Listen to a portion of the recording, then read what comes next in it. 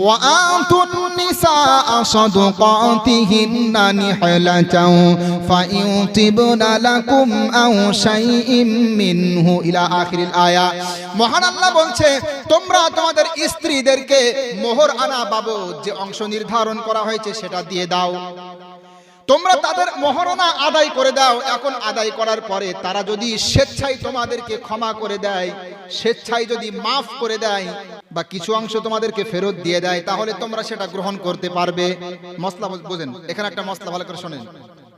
অনেকে আছে কি জানেন, বিবাহের সময় মানুষের কাছ থেকে একটু নাম কিনবে, একটু দাম বাড়াবে শ্বশুর বাড়িতে, 40,000 টাকা মোহরানা এরকম ঘোষণা করে দিল, পরে গিয়ে স্ত্রীর কাছে ক্ষমা চায়, আসে না নেই বলে, এরকম আছে না? মানে আবেগের বশবর্তী হয়ে একটা মোটা অঙ্কের টাকা নির্ধারণ করবে, পরে গিয়ে বলবে যে আমি আবেগের বশে এটা করে ফেলেছিলাম, দেখো যদি কিছু করতে পারো, মানে কিছু মাফ করতে হবে আর কি। এরকমটা হয়ে থাকে সমাজে। আবার অনেক ক্ষেত্রে হয় যে মোহরানা বাকিতে বিবাহ করে, পরে আর দেয় না। বিশ্বাস করেন এটা স্ত্রীর হক। আল্লাহ সুবহানাহু ওয়া তাআলা কখনোই ক্ষমা করবেন না যদি আপনার স্ত্রী ক্ষমা না করেন। এখন অনেকেই বলবেন স্ত্রী তো ক্ষমা করে দেন। আমি আপনাকে বলতে পারি, স্ত্রী হয়তো স্বামীর মহব্বতে ভালোবাসায় হয়তো ক্ষমা করে দেয়, না করতে পারে না, কিন্তু অন্তর থেকে কিন্তু সবাই ক্ষমা করবে না। এজন্য বলবো, মোহরানার টাকা যদি এখনো পর্যন্ত কারোর বাকি থেকে থাকে অবশ্যই আদায় করে দেবেন, এটা তাদের প্রাপ্য অধিকার। তো যাই হোক, এটা আমার বিষয় না। আমি বলতে চেয়েছিলাম যে মেয়েদেরকে এই যে কিছু কিছু ক্ষেত্রে যে ছেলেদের উপরে দায়িত্ব দেওয়া হয়েছে, এই সমস্ত বিষয়গুলো বিবেচনা করে ইসলাম বলে ছেলেদের মেয়েদের ডবল দেওয়া হবে। এটা অনৈতিক না, এটা অমানবিক না, এটা বাস্তবসম্মত, এটা নৈতিক।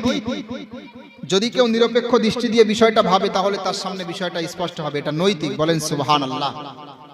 তো আমি বলতে চাইলাম, উত্তরাধিকারীদেরকে বঞ্চিত করা যাবে না। উত্তরাধিকার সূত্রে যারা যা কিছু আপনার কাছে পাবে সেটা আপনাকে বুঝিয়ে দেওয়া লাগবে, আর যদি না দেন তাহলে অবশ্যই অবশ্যই গুনাহ হবে। বাবার মৃত্যুর পরে ভাইরা যদি বোনের সহায় সম্পত্তিতে ফাঁকি দিয়ে দেয়, তাহলে ওই ভাইরা আল্লাহর কাছে ক্ষমা পাবে না, আল্লাহ কখনোই মাফ করবেন না, কারণ এটা বান্দার হক। বান্দার হক। কার হক বলেন?